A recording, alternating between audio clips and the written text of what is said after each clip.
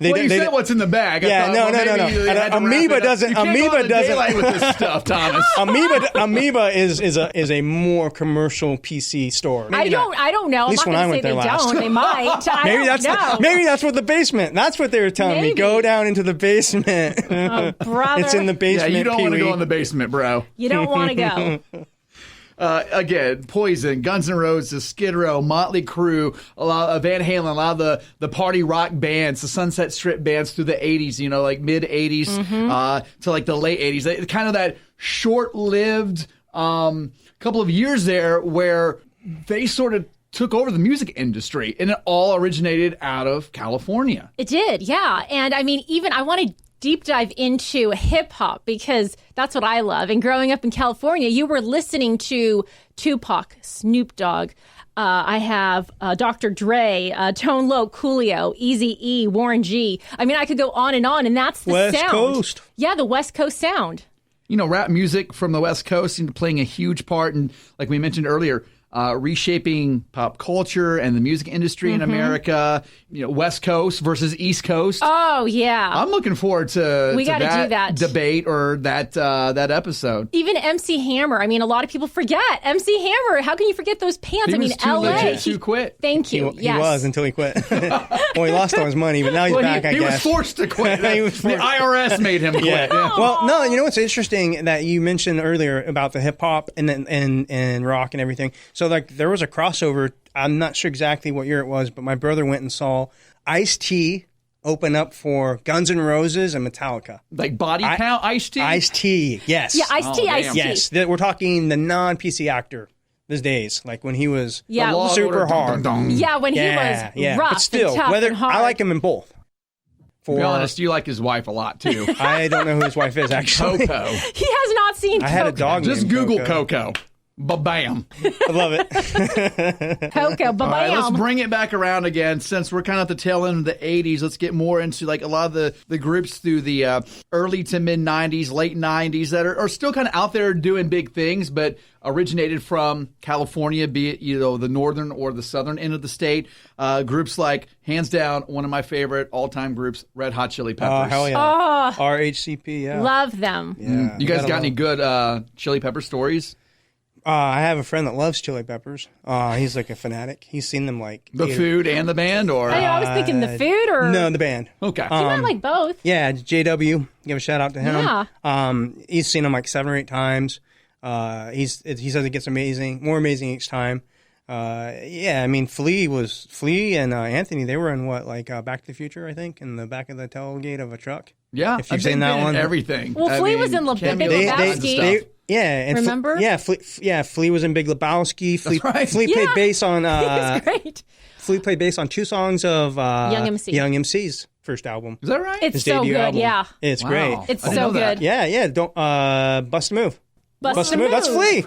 That's Flea. Him? Yeah. So when I was a young kid, when I was a young pup, my grandmother bought me for Christmas. I was a young warthog. Exactly.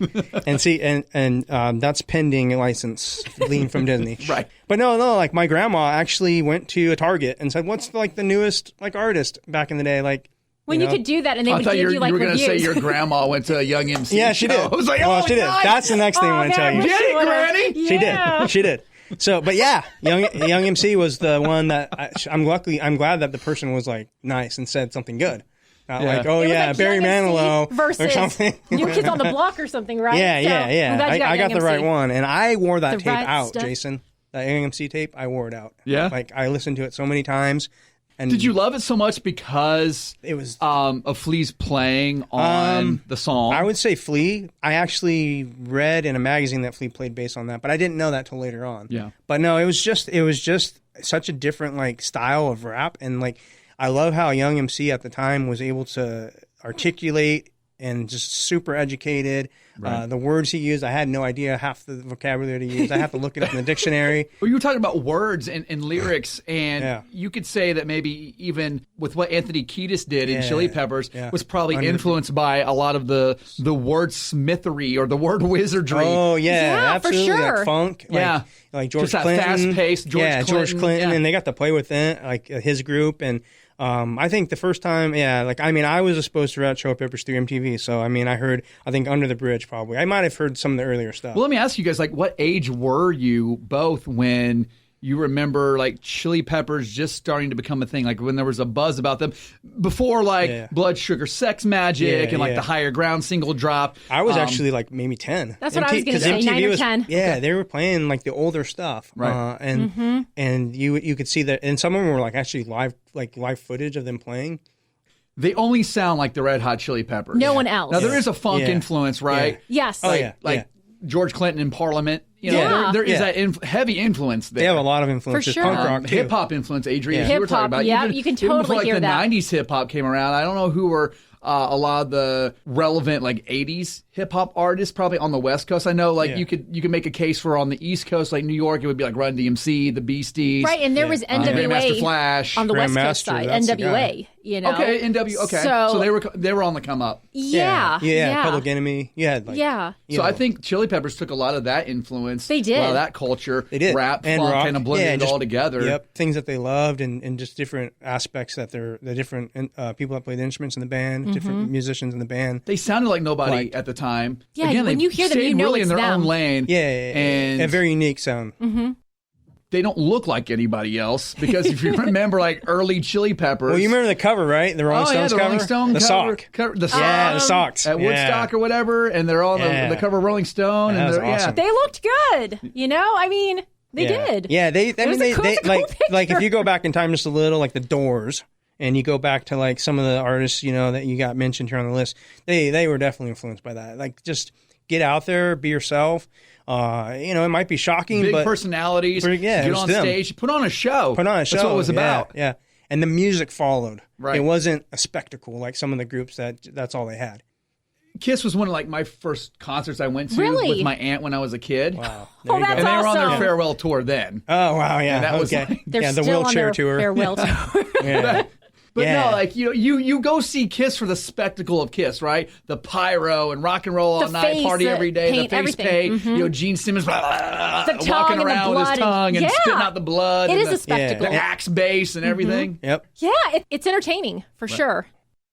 I don't know if you were going to do a separate podcast on like Guns N' Roses, but Absolutely, we will. That could be like a favorite album because you That have could be a 2 or 3 hour on its Oh, own. gosh. I yes. mean, I would just mention, GNR was like one of the. I think it was the first CD compact disc that I bought. Actually, Appetite. I bought Appetite for my brother for Christmas, and it was like $26. That's like back when CDs $26?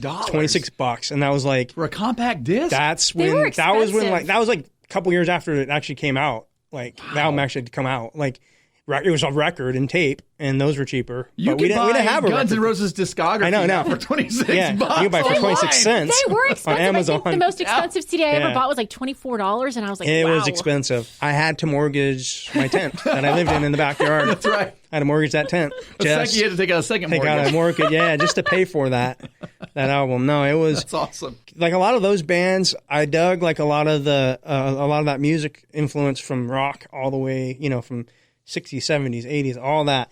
But like when I got into like more of the punk rock stuff, to me that just spoke to me, the message, the fact that it stood up for the little guys, Right. guys and girls, and it stood up for people in general, and it had humanity to it.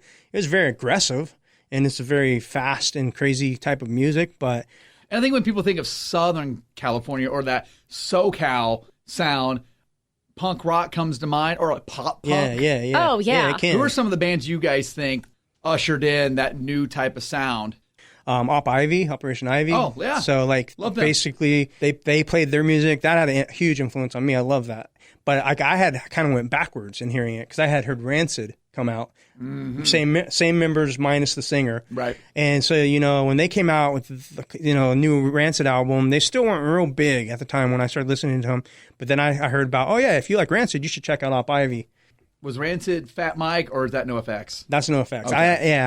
I won't talk about NOFX because I don't like Fat Mike. I think that guy's bad news. Okay. Our first beef. I know, Yeah, I yeah. know. I'm excited. I Fat know. Mike is a punk, and not a Ooh. punk rocker. He's a chicken shit. He talks the big talk. He like kicked some kid in the face that came up on stage to dance with him and sing with him. Oh, why'd you do that, Fat Mike? Oh, I was drunk. It would be funny. Like Fat Mike kicked the kid in the face. I don't know. I just lost respect for him. And he's just basically a big drunk, and his music has really no substance. I don't think it influenced really anything. Fat Mike, whatever. If you're listening to this, you know where you stand. Come at us, bro. Yeah, you're not punk rock, dude. You're not punk rock at all, man. Throwing shade on the podcast. No, see, and like from a washed up punk rocker, I love it. Yeah, no, but I would say like a band that I played with that I really liked was 5 Year Plan, FYP, and that's a band you should check out if you've never heard of them. They were a group that came out kind of late '80s, but had that really really punk rock sound. Yeah. Great. They transitioned more into a pop sound. And then from that pop sound, still very punk rock, they went into a band that was called Toys That Kill. And they're still playing as a group, Toys That Kill. So are they kind of a staple now in that scene? Oh, yeah. They're known. Kind of I was living in Iowa, so I'll go back to the Midwest where you're from, Jason. Yeah. I know, Indiana. Midwest represent. Yeah, you gotta have a Midwest story in here, right? That's right. I was in Iowa. It was a Midwest connection. Yeah. Always. I was walking in Dubuque, Iowa by Lock and Dam, wearing FYP shirt, Recess Records on the back. That was their label. And these kids come up in a car, and they're looking kind of seedy, and I'm looking at them. I'm like 22 maybe. I got long hair.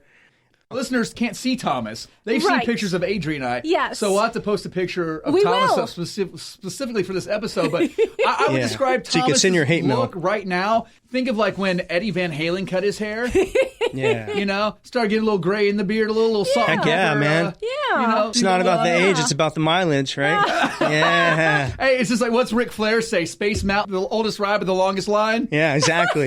Space Mountain, man. Pirates of the Caribbean. That's the one I liked. Yeah. No, but like they came up and all they did basically was yell. They just yelled. But then they liked it. They were like, hey, yeah, FYP. And I'm like, how the heck did these guys, but they had gotten around, very underground band. Like Nowheresville, Iowa, like you said. And that's what's so cool about it. Like we as bands were kind of emulating their kind of thing. We'd play bathrooms, kitchens, bedrooms. That's what was our motto. Then we started playing all age clubs. Then we started playing big, Jimmy's Wax Shack, wherever you could get a gig. Venues. That's well, it's authentic, man. It's about that's being. When you've made it. But that's what's punk rock about it. Right. It's genuine. Yes. It's authentic. It's unique. It's not commercialized bullshit. That's what we strive to always not be, was bullshit. Commercialized bullshit. There is a great documentary on the Epix channel.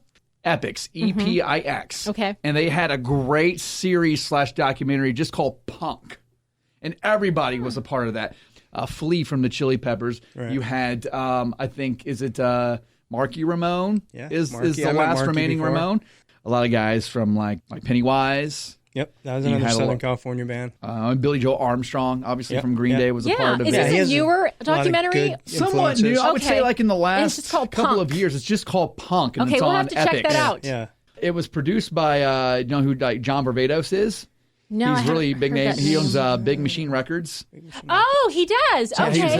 he's in the music industry. We'll have to check that out then. So it's it was him and Iggy Pop who produced this. It's great, yeah. Love that guy. So Iggy was a talking head in the documentary. So it was him and John Barbados who executive produced the series.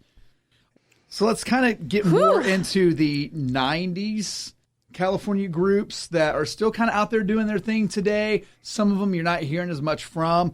Groups like, we mentioned the Red Hot Chili Peppers. You ever hear of a band called Cake? Yeah, of course, yes. Love Cake. Yes. I mean, the food and the sweet band. treat and also the band. Have you ever ate cake while listening to Cake? I've never done that. Bucket list. And try to say cake 6 times as you do it. No, I've not done that. You're going to have to. Is that a thing? Is that what people do? It's a new thing, actually. It's trending. It's mostly it's trending right now. It's trending in Europe. It's basically trending in Europe and in my mind. Of Thomas. Yes. Thank you. Yes. Well, Jason, I want to know, coming from the Midwest, what were some of the SoCal sounds that you were listening to? Mostly the groups that were kind of like the getting punk into now. Like more 90s? Sweet. I mean, I grew up like a Metallica fan. Okay. So I mean, and again, did you like Mellencamp? Yeah, I mean, John Cougar? Yeah, you got yeah. You got to like him. Shit. He's an Indiana boy. Absolutely. Yeah. He was born in a small town. He was. I love him. He'll probably die in a small town. He actually probably will. Actually, a friend of mine. I knew Jack and Diane. I went to high school with both of them. A friend of mine, actually, Ted, he's told me his parents actually live right next door to Mellencamp. Really? In like the border of Indiana, Illinois, I think. That's crazy. Yep. So getting back to what Adri said or asked. Yeah, I'm curious because we were living it there, but I'm curious to see what you were listening to and what you were into. Again, it was